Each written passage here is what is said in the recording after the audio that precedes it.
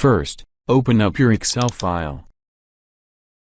Select your Excel chart, then press Ctrl+C to copy it.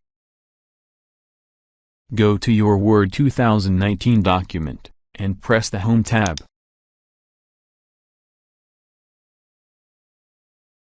Under Paste, select Paste Special.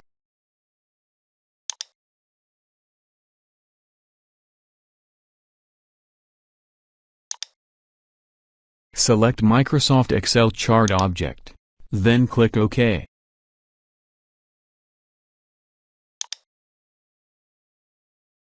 Select and resize it so it fits your Word page.